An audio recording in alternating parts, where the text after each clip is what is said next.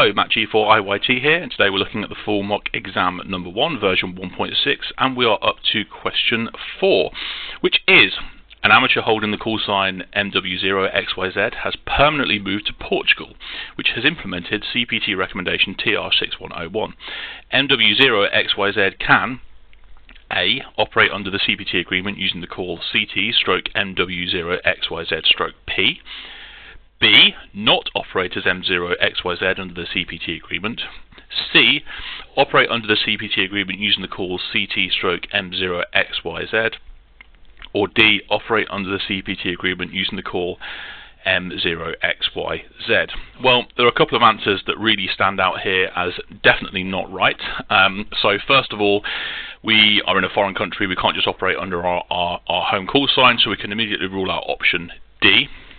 And secondly, this one is talking about adding the P suffix when the question doesn't talk about portable operation whatsoever, so we can probably rule that one out.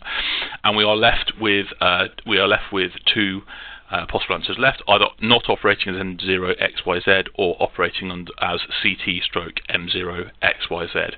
Well, before we go into the correct answer, let's take a look at what the CEPT agreement actually is. If we flip over to the full license manual, there is a section here about the CEPT agreement and operating under it, and your full license states that it is equivalent to a CEPT license. However, CEPT only covers temporary non-resident operation up to 3 months. So let's come back to our question again and take a look. An amateur holding the call sign MW0XYZ has permanently moved to Portugal. So under the CEPT agreement, which only covers temporary operation, and we can look at that here. You can see here it will be valid for non-residents only for the duration of their temporary stays in countries having adopted the recommendation. So come back to our question.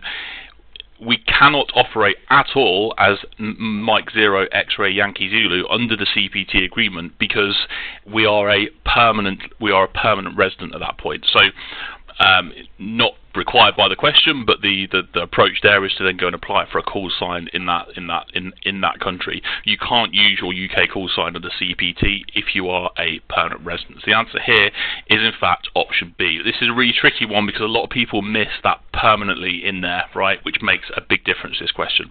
If we scroll down to the answers, we see that I've still got that one highlighted, but we've got for number 4, we got option B, which is the one that we selected. Thank you very much. I will see you for the next one.